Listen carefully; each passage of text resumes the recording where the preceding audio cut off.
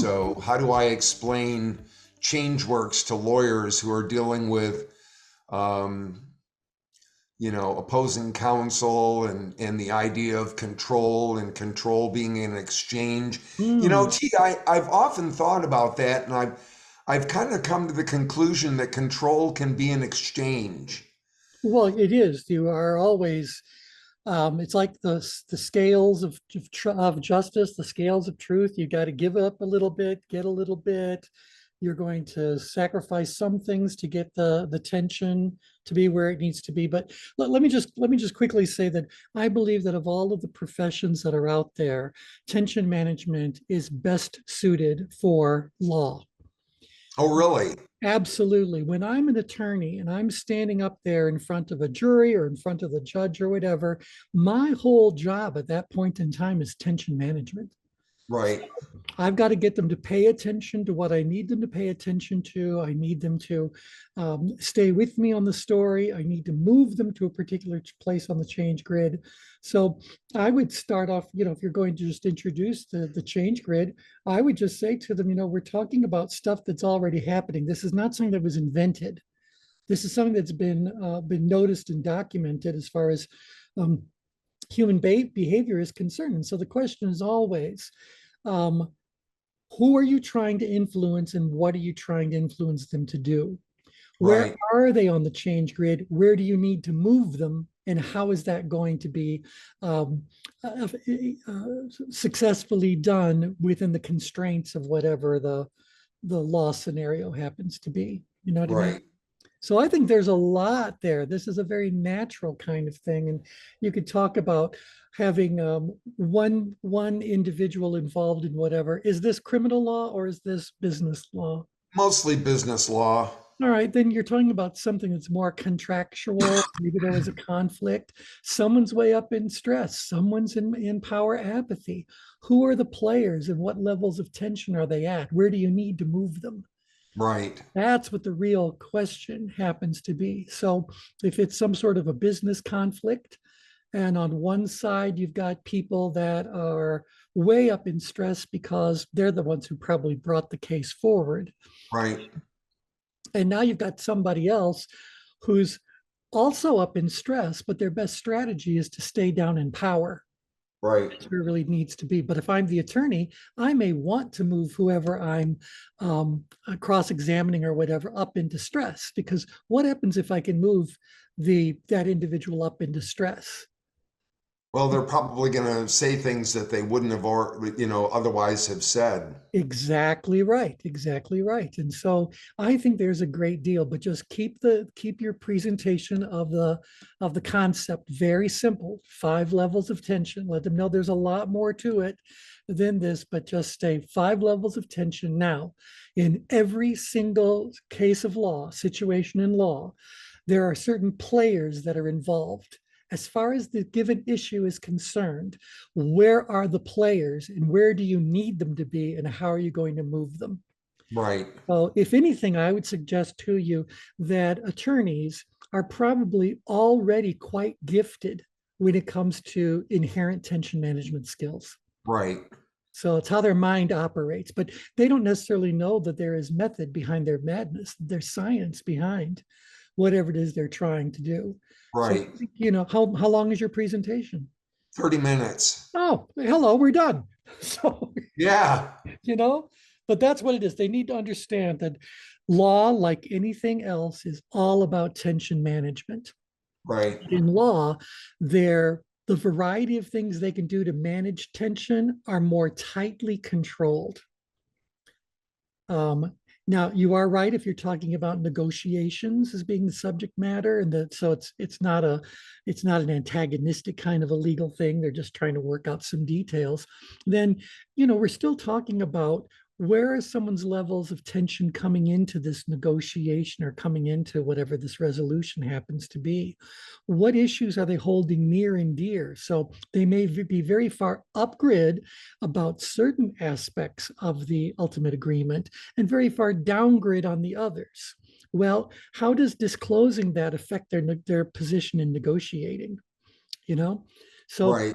I think there's so much you could do in talking about this. Shags is on the call. Shags is an attorney. So Shags, I was saying before you joined, I was saying to David that that when it comes to law, there's probably no other industry or profession that is already so well aligned with tension management. Could be. Depends on whether you're talking about courtroom or.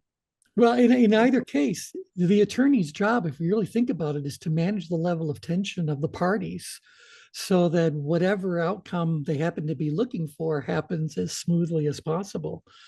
So, yeah, I think, I think I was a Dave, tax guy, so it was a well, little even different. then, in tax guys, you've got a client coming to you and there's some kind of a tax issue.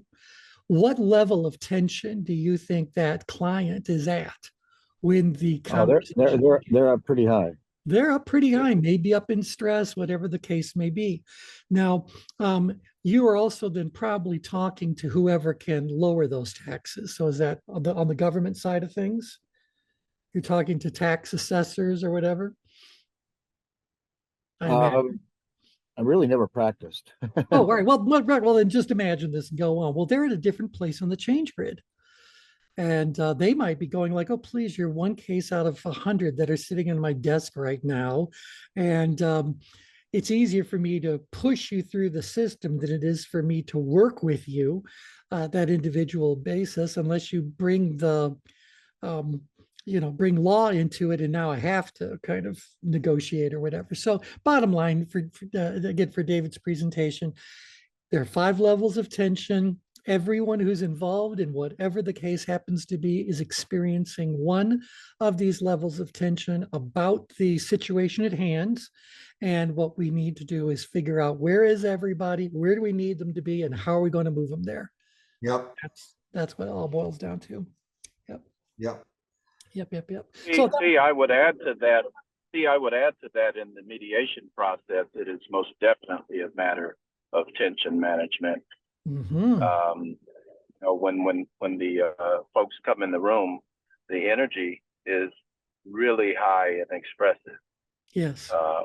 And so that's what you find yourself managing before you can even begin to get to the facts of the matter. Right, because we have to move them to a place where they're more open, receptive, less on the defense or offense, as the case may be. Low power. Yeah, you got to get them into power, maybe slightly outgrid because there is work to be done. But can you imagine if someone arrives at that meeting and they are in this outgrid danger zone? Well, they came to fight. Yep. And the poor person. With litigation, it's all often that way. Yeah. And so which Michelle practices. So she has very challenging opposing counsel and judges to deal with who oftentimes are a little sloppy in what they do and may not necessarily do the job that the attorneys wish they would do. So it's a challenge in both fronts. Yep, I agree. So, but bottom line, it's all tension management. Yeah. So everything about law is tension management. And so, yep. So the situation might change and the players will certainly change, but ultimately the most successful attorneys are those attorneys who can do the best job of monitoring and managing the levels of productive tension that the players are experiencing. So yeah. Who's the one who's TV show famous for getting people to confess on the stand, even though they weren't the person who was being tried? Was that Perry Mason? Yeah, he seems to be able to manage tension sufficiently that people just blurt out whatever it is that ends up incriminating them. So yeah, so you can have some fun with that in 30 minutes. Yeah, 30 minutes. But if I've got a very low energy attorney, and that attorney continues to present themselves in these very low tension kinds of levels, how does that affect the attorney's attorney's ability to attract clients, to work with clients, to negotiate to win? I mean, how many of you, if you are in a lawsuit situation, want to be represented by a low energy attorney? Yeah, not many. Not many. I mean, the details might be correct, but I think there's going to be a lot of continuances and all that. You want someone who's out there, knows their stuff, and is ready to, I'm going to say fight, but fight within the limits of propriety and whatever rules govern the whole behavior inside of a courtroom. That being said, we've heard about plenty of attorneys who tend to push that envelope. They tend to step out of bounds, and if they're in front of an attorney, they might get chastised, or in front of a jury, they might get chastised for doing whatever they're doing. But do we really believe that the jury disregards things, even though they've been instructed to disregard it? I don't think that's, they might not talk about it, but the information is now in their heads. So, Yeah. yeah. I was actually watching a streaming service, and it was a court situation where the defendant grandfather had murdered someone, and somehow it came up, and they were instructed specifically not to mention that, and they did. And the judge comes back and says, "Well, you can't unring a bell." Nope, you can't. Unfortunately, if the judge was right in trying to suppress that information, that could be the basis for a mistrial or an appeal to be made. So yeah, so you just wonder sometimes about these attorneys who decide to misbehave. Are they misbehaving strategically? Are they misbehaving because they're not good at managing their own levels of productive tension? Yeah. So, I so there you go. Yeah. So David, we've now been chatting about tension management and law for almost 15 minutes. You only have to fill a half an hour. I think you've got it covered. Yeah. So there you go. There you go. All right. So hi everybody. Let me go ahead and label the call. So hi everybody. This is T. Falcon Napier. Welcome to the Circle of Brilliance. Today we're going to continue our discussion about personality types based on the Greek alphabet.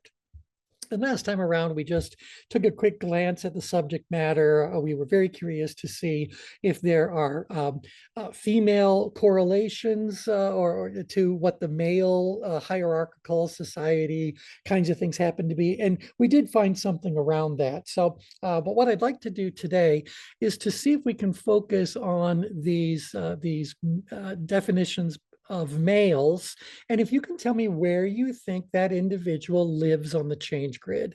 So as fascinating as so many of these subjects end up being, want to make sure we never lose sight of what the say the unifying principle is in all the discussions we have. It all goes like, how does this work from a tension management perspective, or where does this overlay on the change grid, and how might that be useful?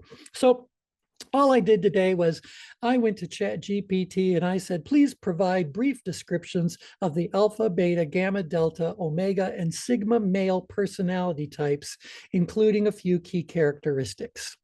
And so I'm just going to read to you what ChatGPT has said, and then we'll see where they all overlay. So in fact, I'll just slide this into the window for now. Just 1 second.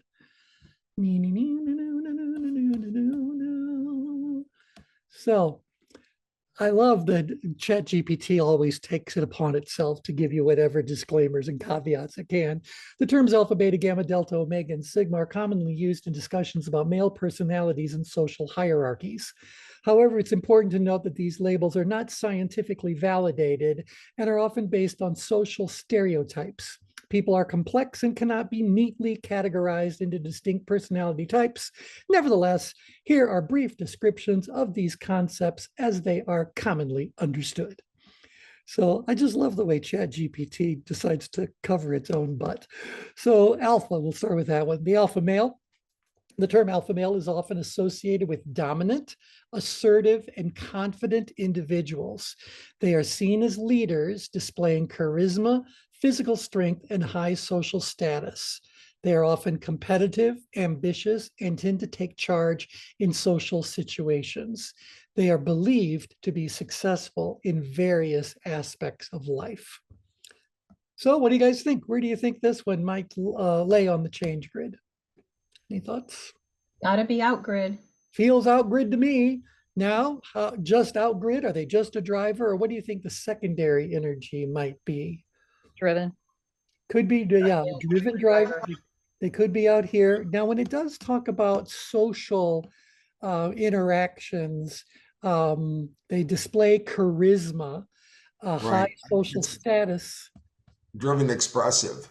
That brings in a little bit of the expressive energy. So again, you know, the each of these stereotypes can live in a in a rather large range of possibilities on the change grid. But to Kathy's point, I definitely hear some driven driver qualities, and I also hear some expressive driver kinds of qualities as well. Um, I might even say, can we build a case for the driven expressive? Might they also be an alpha? They're just in a situation where they view their challenge as being quite high and their ability as being a bit lower? Or do I, you think, I don't think so. It could be a tertiary, as you sometimes say, yeah, expressive, but um, it, it might turn into, I don't know. I just don't think that they would see themselves as not being able to do something. right, right. Or present themselves. And by saying, okay, on a good day, they're an expressive driver. Maybe they're a nice, amiable driven driver, but it also may be that the alpha male finds themselves operating in the danger zone frequently enough that a pattern is noticed. Mm-hmm. Does that feel like that could be a possibility? So if we said, we'll put alpha out here. Yeah. Yep. All right, let's see if I can figure out how to actually type text. There, our text box. We'll put alpha. Kind of, oops, stay where you belong. It's you I want. We'll say alpha is around here-ish. Okay. Yeah. So let's take a look at what they're saying for betas. Now, last time around, we said betas are really wannabe alphas, and they hang around for a while. Yeah, thoughts about that? No. Yeah, okay. So the term beta male is commonly used to describe individuals who are perceived as more passive, introverted, and less assertive compared to alphas. They may be seen as more nurturing, empathetic, and cooperative. Beta males are often considered as supportive figures who may excel in certain areas, such as intellectual pursuits or creative endeavors. Now, let me ask ChatGPT one thing. Describe the relationship,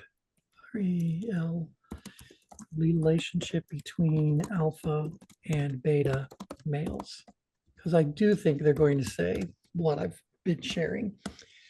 The relationship between alpha and beta males is often portrayed as a dichotomy or a hierarchical dynamic within social groups, based on so blah, blah, blah. In popular culture, the alpha is typically, I love the way it gave me more information for the relationship thing.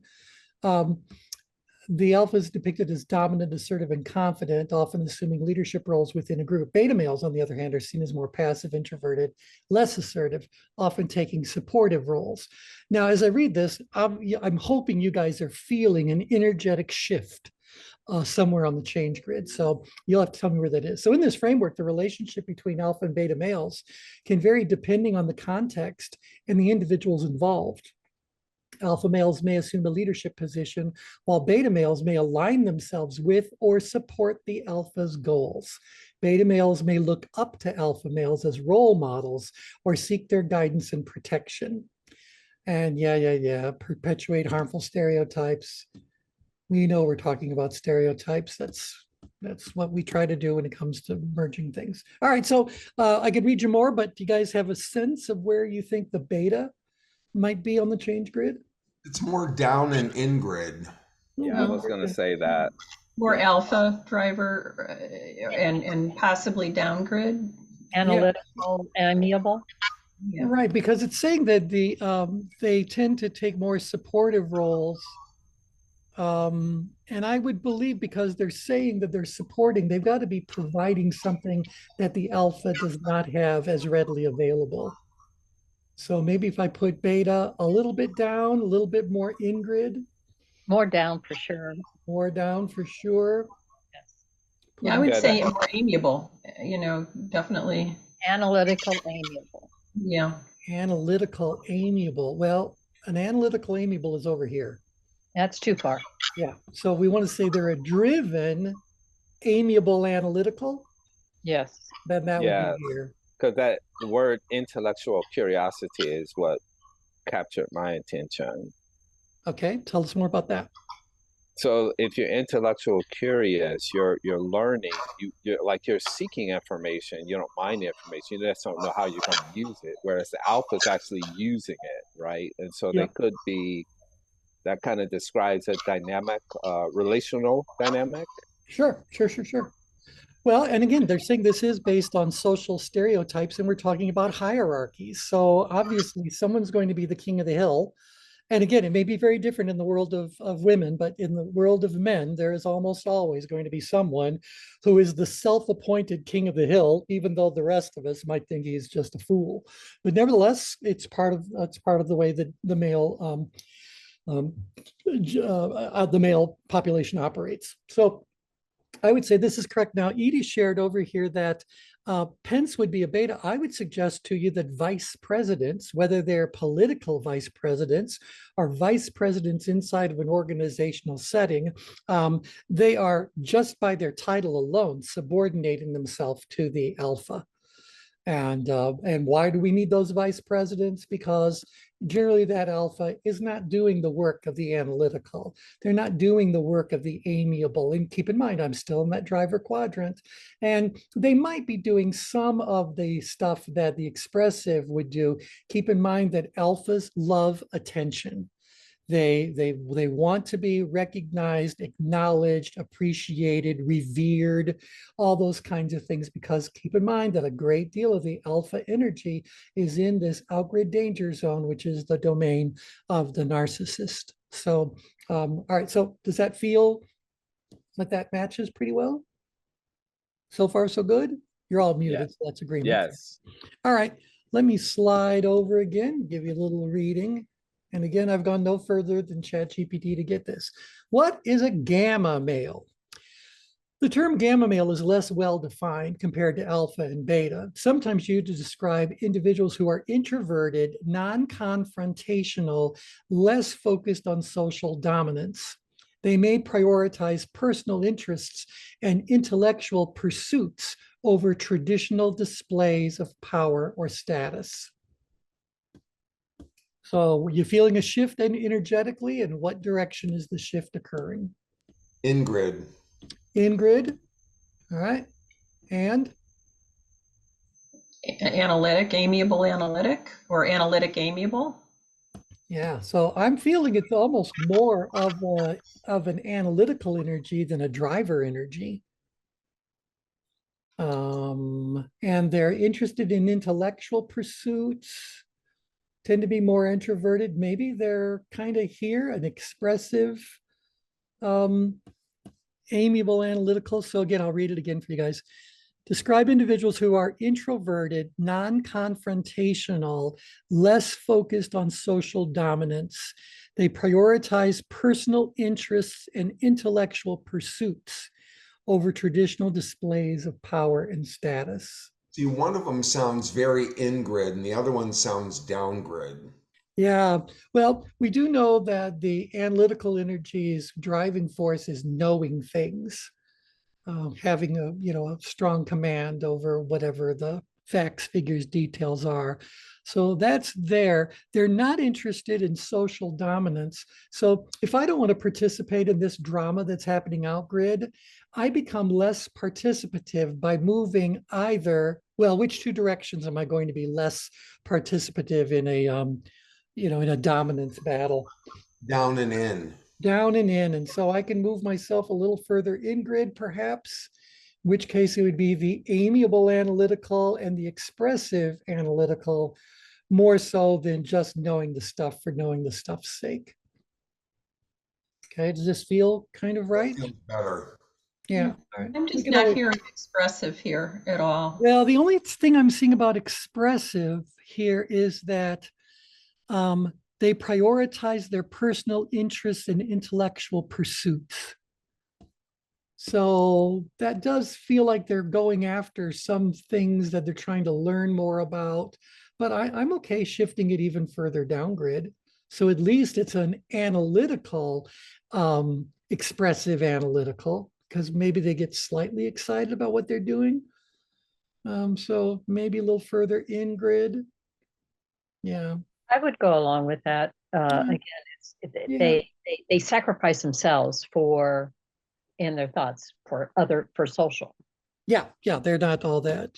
They defer to others or just choose to disconnect from there. The delta male. Well, the delta male is occasionally used to refer to individuals who are average or ordinary in terms of social status and confidence. They may be seen as steady, reliable, and practical. Delta males are often hardworking and dependable, focusing on their responsibilities rather than seeking dominance or high social recognition. Let me change the layer for just a second. Let's take a look at, we get to these roles that people serve. So part of what I heard was more administrative. So they are capable of doing the work. They get the work done. But I'm thinking, well, what do you guys think? What do you think happens to Delta? They're a follower. They're a follower. And so am I even further in grid, further down grid? The thing is that if I go too far down grid, then people just go through the motions of getting work done. They operate on autopilot. Yeah, I think this is more up mid grid. So let's take, yeah, let's make the word and start shifting it around and see. I'm seeing it as more in-grid, as sort of in-grid toward the middle. In grid towards the middle, and I think a little bit more in power. Yeah. So let's read that again.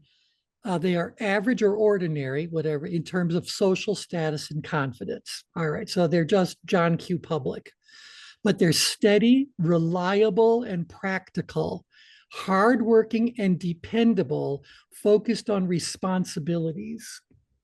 Dude, that sounds like right underneath the power. Right. Well, I'm hearing that they are driven to do, they're hardworking, reliable, focused on responsibilities. I'm hearing some driver energy, But but they're they're not not out here to fight it. they're not just a follower. They actually will have some initiative just to get it done.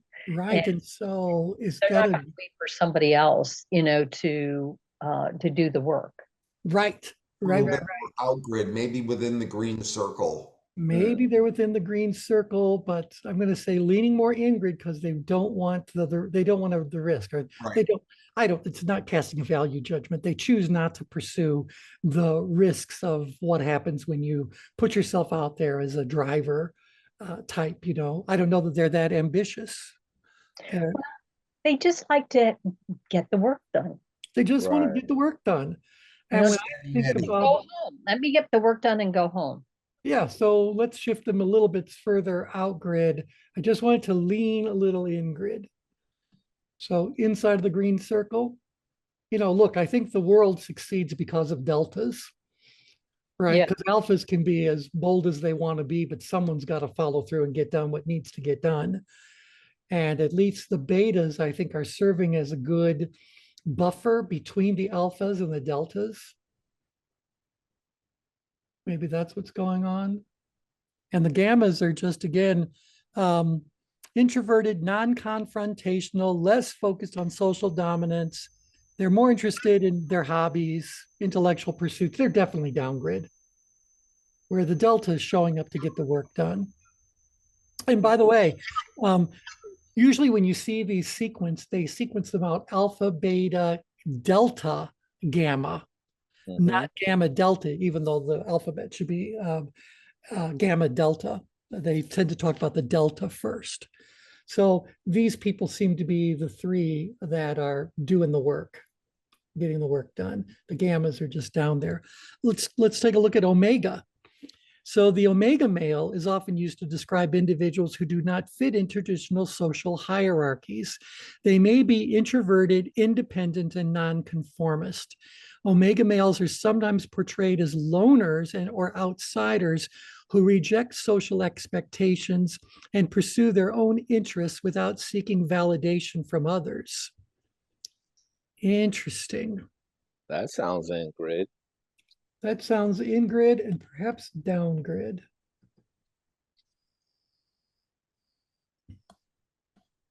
I'll tell you what my big problem with all this is in just a second, but Omega. The Omega male, again, reading their description. They may be introverted, independent, nonconformist. Said Sometimes portrayed as loners. loners or outsiders who reject social expectations and pursue their own interests without seeking validation. Maybe they're a bit more upgrid. Mm-hmm. Yeah, because Yeah, that downgrade, feels better to me. Yeah, I was Upgrade, yeah. in-grid and upgrade feels Yeah. better. Upgrade and upgrade. yeah, because downgrade, they said they reject or downgrade you don't care, right? So you're Yeah, not going to downgrade care does. about that. Yeah. If So it comes easy, it comes. If it doesn't, it doesn't. right. Yeah. And then the Sigma male, more recent addition of the character to the categorization, often associated with individuals who are introverted, independent, and self-reliant. Interestingly enough, they are often described as being lone wolves. So loners, outsiders, yes, but there's a little bit difference. They're seen as individuals who prefer solitude and freedom, not actively seeking high social status or conformity. They possess a combination of traits from alphas and omegas, as they are comfortable both leading and being alone. That sounds in grid. Well, I don't think so. I think they're upgrid, uh, right next to the omegas, or right around that space, because they're expressing themselves.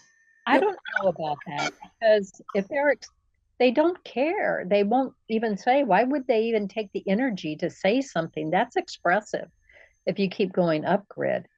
I see them as more down grid because they they choose to be by themselves. They choose to be, to do their own thing. It doesn't sound expressive. right. Well, let me give you a little bit more of a description for Sigma, some of the things they're known for. Um, they are known as being the only one who can tackle an alpha head on without being another alpha. Oh. So we talked about last time around that most people who enter into the world of consulting tend to resonate very much with the Sigma type. So the Sigma type is not someone who's all that interested in having the spotlight placed upon them, or rather the limelight placed upon them. But consultants know that the reason why they're being hired is to point out, you tell me what's right or what's wrong with an organization. Why does someone hire a consultant? What's wrong? What's wrong? We're there to identify what's wrong. And do consultants have all that much care about how people respond to the truth? Sigmas no, alphas yes. Yes. Why would that be the difference? The Sigma has more personal power. Right. The Sigmas don't care. Yeah, that's, I think, the difference, talking about someone having a vested interest. The Sigma chooses not to care because in the long run, I think that they know that ultimately their role is temporary. And so they don't want to get too sucked into whatever's going on in the client organization. They want to be there, say, this is what is happening. This is the evidence of what is happening. I'm going to tell you what it is that's happening. What you do with that information is completely up to you. But that's what the Sigma basically does. Sigmas are also considered to be the type with the highest level of emotional intelligence. So they can get rather confrontational, but they tend to not say much of anything. They're the wise old owl that's sitting in the room observing everything, knowing how every interpersonal dynamic at the table is currently positioned and all that kind of stuff. So highly observant, but they don't necessarily share everything that they see. And they would be right behind the alpha. Right behind the alpha. So Further down. Yeah, down maybe there. right Yeah. around there, because they do tend to be more problem solvers. So there needs to be a bit of an imbalance in perceived challenge and ability such that the challenge is the one that is winning, but they're still in power. If that's, is that feeling kind of right? It's like the beta will support, but support in a passive way. Pardon me? I see them as being more expressive than the alpha. More expressive than the alpha, but is the expressive internalized or externalized, or does it depend? I guess it depends, but I would say maybe it's a little bit more internalized. A little bit more internalized until when? Until they need to say it. Until Yeah. they need to say it. And Mhm. so this whole idea about sigmas being more diplomatic, quieter for sure. They appear to be introverted, but in reality, their level of engagement is situationally specific. So they're not necessarily introverted, although in Myers-Briggs world, they might be considered introverted. So yeah, what's the difference there for those with a fluency and Myers-Briggs? Well, it's introverted thinkers versus, introverted thinking in Myers-Briggs versus being a social, a wallflower. Yeah, exactly. And so, and I think the other element is that because sigmas are very comfortable being alone, may actually even prefer being alone, that would kind of resonate with Myers-Briggs thought that how you get your batteries recharged, that introverts need time, quiet time to be, alone to recharge batteries, where extroverts get their batteries recharged by being out there more social, more active, more engaged, whatever. Okay, so obviously this is a map that we've rather thrown together, but what can we kind of tell about how the hierarchy operates? Why is this male hierarchy ended up, I'm not going to say it's successful, I'm going to say it has succeeded in lasting as long as it has. It certainly has all kinds of problems that are associated with it, but nevertheless, can you guys use these descriptions and use these levels of tension to see how is it that this hierarchy ends up being successful? Because it balances.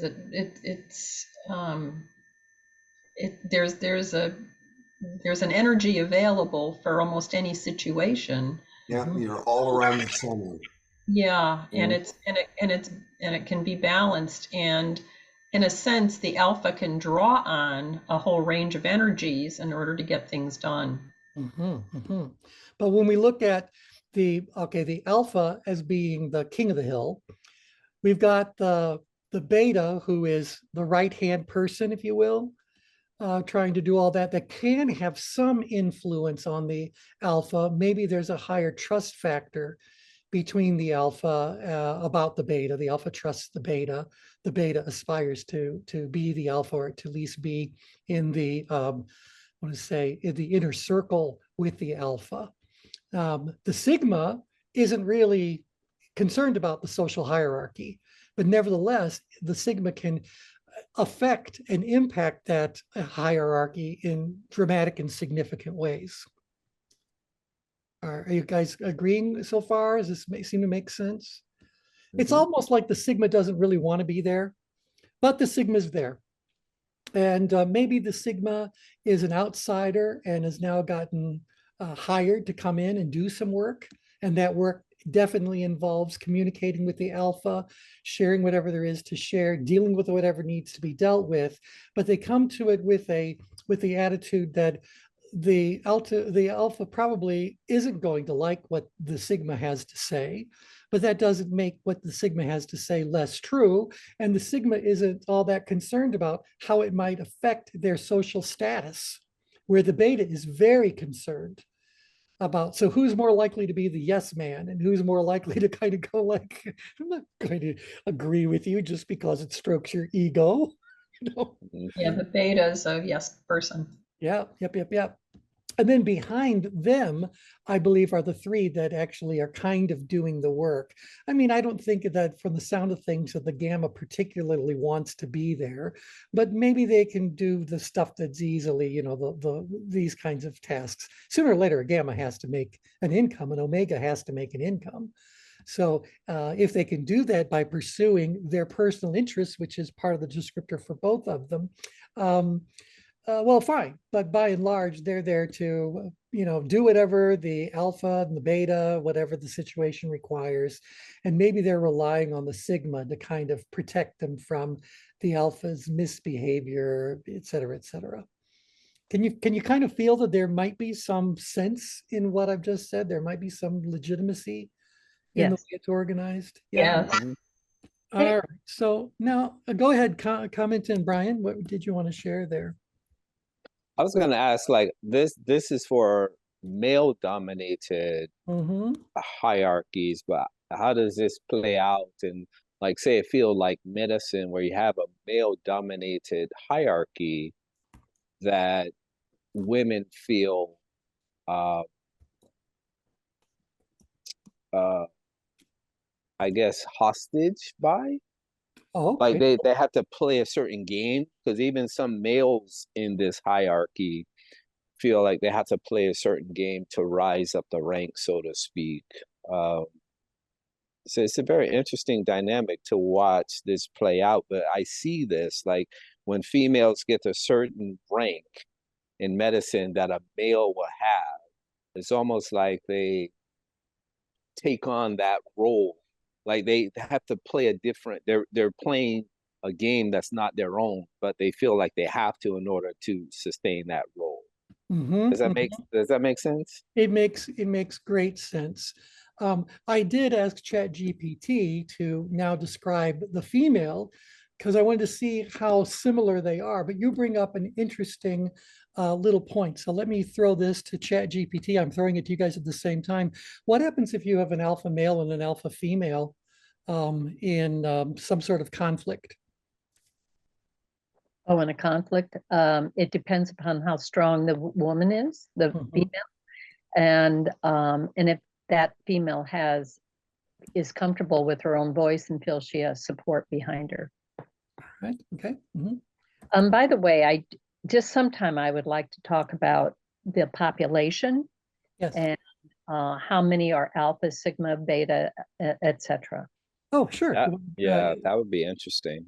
Yeah, in fact, I'll bring up that. I did find something to that effect and show you that. Because I did my own numbers.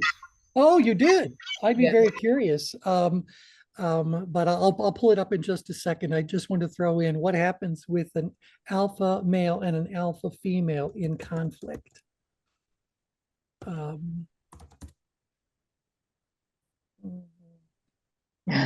Yeah, power struggles.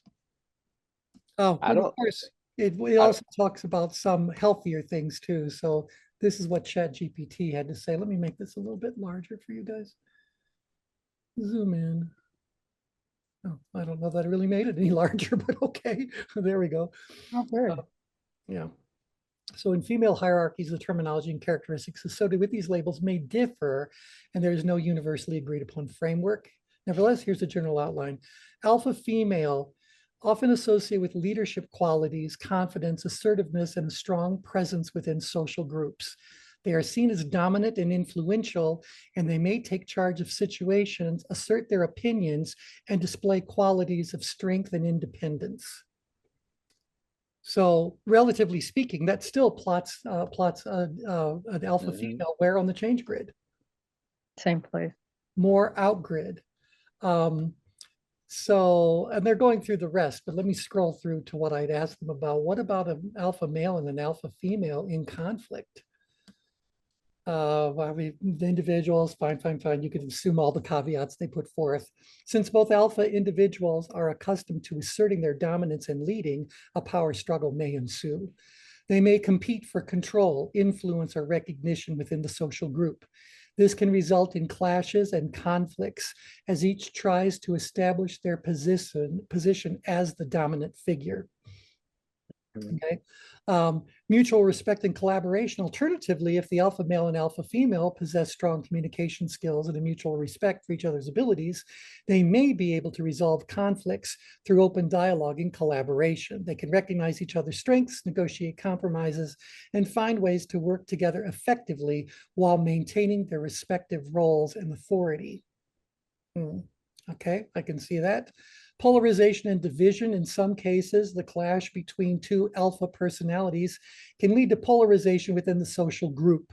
Supporters of each individual may align themselves with their preferred alpha, creating factions or divisions within the group.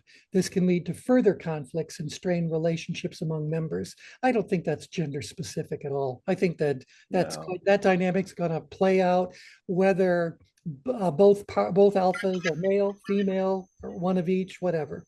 I was going to say the same thing. I don't think there's that much of a gender specific differential here. As much as I would be the first to say they're socialized differently, I still in this case don't see the difference.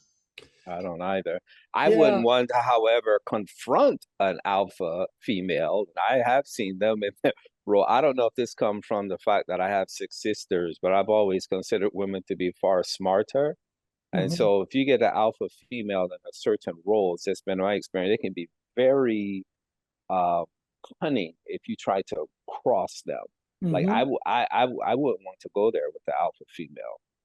Because I try, the alpha male is just like, okay, we can go head to head, but alpha female, I don't want to deal with that. Yeah. He scratches and takes your eyes out. Well, exactly. The other thing is that, and again, these are generalizations, so let's just accept that that's makes this conversation possible.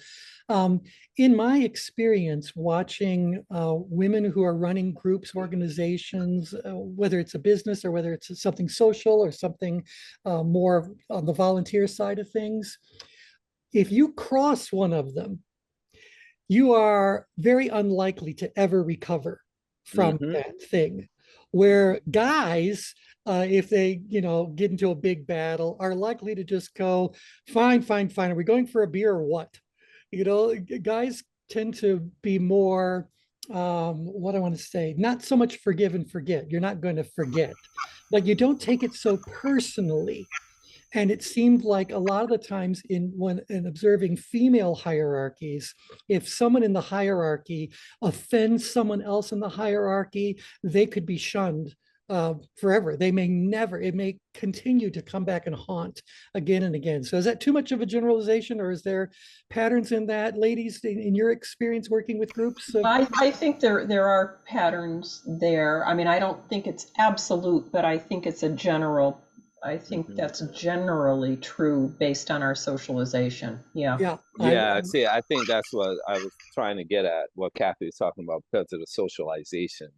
Because, we train females or socialize them to take care of everyone else. And so when it comes to this idea of working up the career ladder, so to speak, and I've seen it in healthcare where I was like, why is she acting this way? She's the chief medical officer, or she has chief in her title. But when she felt like she was crossed, then literally she would say things like, I had to do this to get here. And I'm like, why did it have to be that? But in her mind, that's how she was taking it. So I just said, I won't ever cross any alpha female. Yeah. But what I have found is that because I think a lot of women have had to claw their way up, I'm going to use that word. Right. They become overly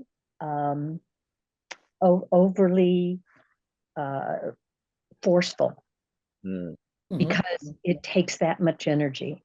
Right. So when T said that it had to be more outgrid, I think that's true. Than the alpha male.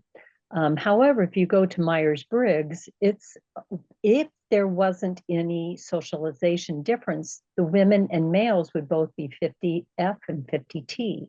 However, because of the socialization, it's split. And so the women that are over in the thinking side become more like aggressive versus the male is assertive. Mm. And if the male is over in the feeling side, they are a wuss versus a woman is kind and very, very much thinking of the impact on women. So even our own thinking and, it makes a difference on how we see them. Yeah. Interesting. Chris just chatted something very interesting over for everyone. And Tim, I'm also curious to have your thoughts about arbitration and mediation and how the alphas in conflict benefit from that. But Chris, go ahead and unmute if you're in a place where you can chat. I'd be very curious for you to share with us what you've referenced here. Yeah, I just wanted to bring that conversation to the team. I know we have some great minds here, and I remember chatter some years ago about debunking and they're calling it a myth or an idea of an alpha male because of the original animalistic studies that were done. They were inaccurate, or they didn't really identify oneness, the gender that they were actually studying. I think it was lions at first, but there's been plenty of research done. I put 2 pieces of research inside of the chat, but I just would love to hear the thoughts of the team, because I know we have some really great minds here and people that have done way more research than I can ever probably think of about debunking the idea about alpha male, alpha female. Excellent question. Anybody want to throw in? Do you think that the hierarchies exist in animal kingdoms? Do you think they exist in human kingdoms? Or because, no, I'll save what I was going to say. You guys go ahead and throw in. Do you think these hierarchies do exist, or are they a myth? I think they exist in the animal kingdoms, depending on the species, depending on the animals. I'm thinking of the power of female elephants. And they express it differently than the males do, but they are just as alpha because they are the leaders, really. Different cats express it, big cats express it differently. So I think the alphaness is a real thing. Yeah. I spoke for a bunch of veterinarians once, and they said within seconds or minutes, cows have a pecking order, but it's almost instantaneous. And I think the V of birds is also determined like within seconds. It's pretty instant. Yeah, and it may have to do with physical characteristics, because in the whole world of birds flying in the V formation, one of the things that we learned at some tour we went on was that they tend to put the strongest birds up front, because the more of that air control they manage, the easier it is for people on the back, or birds on the back of the thing to do that. So, but yeah, very interesting. Yeah. It's interesting that in the animal kingdom, most of the males are bigger and more brightly or have more fur or more color or something like that. Yep. Yeah, purely because of how hard it is for a male to attract the attention of a female. So that's what that whole, why birds are colorful, or why the differences in the way they're why do male cardinals, why are they red? Or you just go, well, it's got to have something to do with attractiveness, or whatever it takes to get that. Yeah. Now, again, I think that it's interesting to look at this model and accept it as it is, saying there are these hierarchies, but you guys should not be surprised when you hear me say, I believe the whole thing is situational. So I believe any of us could end up stepping into an alpha mode, but I'm okay also saying that might be out of type for someone. So what is your normal type? What is your, but I think we've got the ability to be all of these things. It really is dictated by the situation. So yeah, alpha energy. Yeah, Chris, tell us about alpha energy. I don't know, I think like with most things, I agree 100% about the situational approach, especially a lot of work that Blanchard has done and Hershey has done around situational. But when it comes to energies, I look at a lot of things as energies, and it really resonates with me is that an alpha energy is needed for a particular situation or will help a situation turn out better. But then there are times an omega energy or a sigma or a beta energy will come into play, right? So like if I had to do a presentation about tension management and I was there with UT, well, I think the beta energy might be better for me as a supporter in the things that you're doing and sharing at a particular time, and my role in being able to help the audience probably with some other tasks and understanding our activities while you are presenting from a stage. So I think assuming certain energies resonates with me. Okay, I can certainly see that too. I mean, I think that when anyone is leading any kind of a call or, like we're doing right now, I think that someone needs to step up and, it's my, I guess I'm saying, like, I'm the one who organized it, so that's me. So the alpha, but in truth, I don't think that's who I am. I am more of a sigma kind of a person. I'm not much of a beta, mostly because I don't put anybody up on a pedestal. So who am I alphaizing? But all that. So I think it's different places for different sorts of things, and we can step up to whatever the identifier is that best enables us to succeed in whatever we're trying to accomplish. That being said, how many of you have the ability, and you've recognized this for a good long while, that the moment you walk into any kind of a group, any kind of a room, you can quickly detect who's who in the hierarchy of things? Do you guys see that? Like, have you ever walked in on a sales call to get a new client and you just go like, they're the alpha? Anyone? Yeah. Yeah, definitely. Yeah, even in virtual meetings, you can get that sense early in the meeting. Yeah, absolutely. Definitely. So whether that's truly their personality or whether that's just how they happen to be projecting under this set of circumstances, I don't know. I'd have to observe them for a lot longer period of time to see if this pattern is occurring long enough or frequently enough that we go like, no, that's just part of their personality. That's who they are. That's how they operate.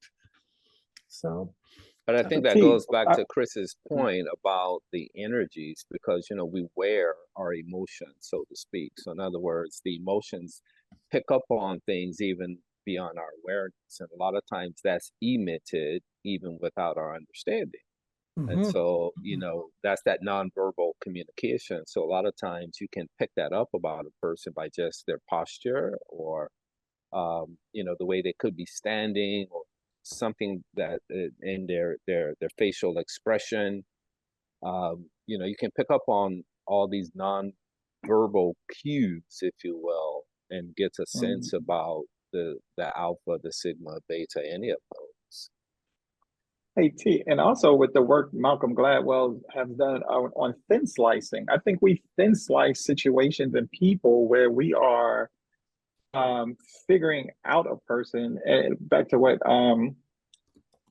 Brian was just saying about energies, like we thin slice because we're feeling a certain energy from a person and making determinations, quick determinations based off of a least amount of information. Okay, and so how do we factor that into the kinds of discussions we have or the way we're going to go about approaching whatever the issue is need to be approached? So I guess I was saying, it's like, if you guys can detect them in these different energies, how do you use that information? You use it as a power of inquiry to ask, better questions, number one, but it just gives you insight, because this is where the perception can get us in trouble, because perception tends to be based on things that are familiar and strong synaptic connections or associations. So what the change grid allows us to do is to gain perspective, and that's to get clear about those perceptions, right? Perspective deals with literally the word science of optics. And so the idea is to get clearer.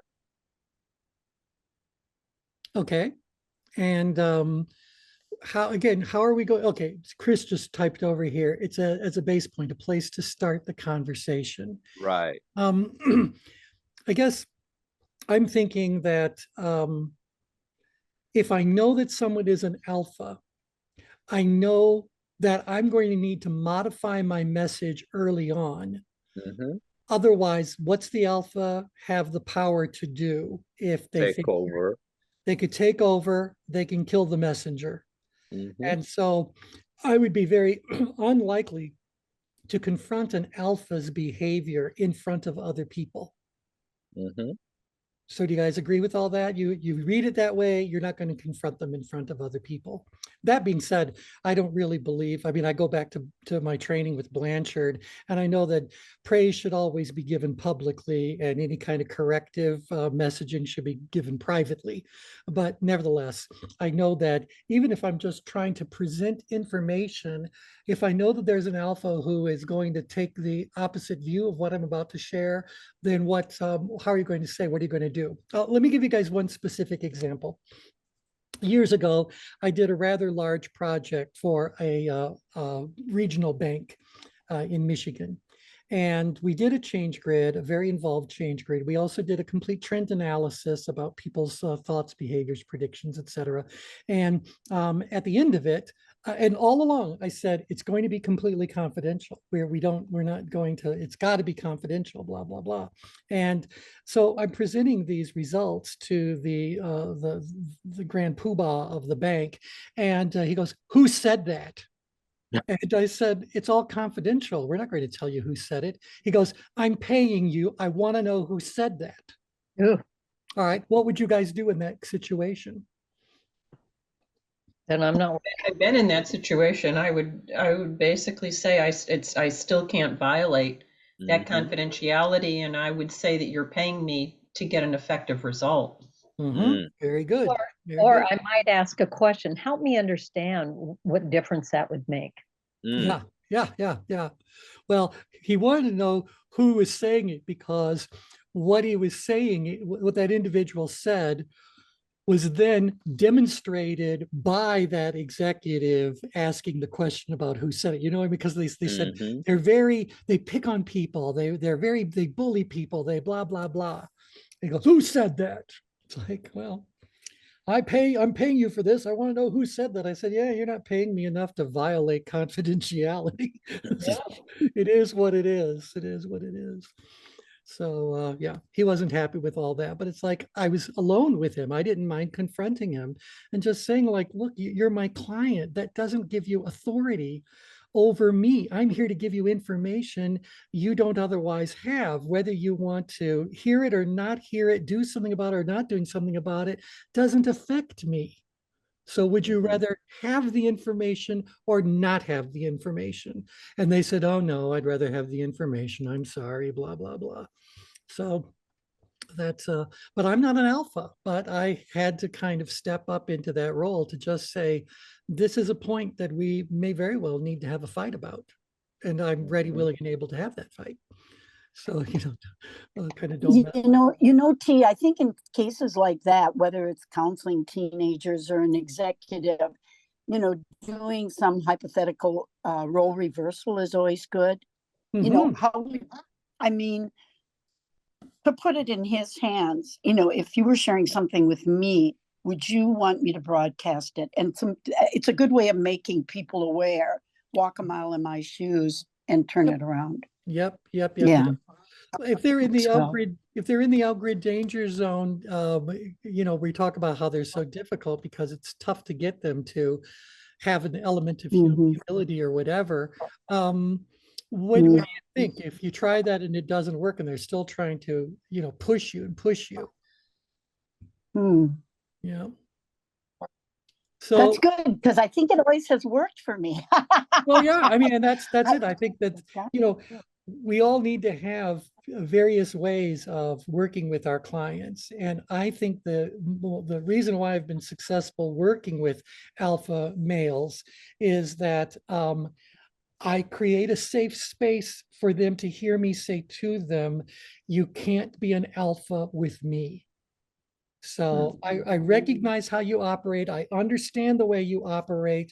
I'm not here to tell you whether that's good, bad, right, or wrong. I'm telling you that's not going to be a dynamic in our relationship if you want to work together.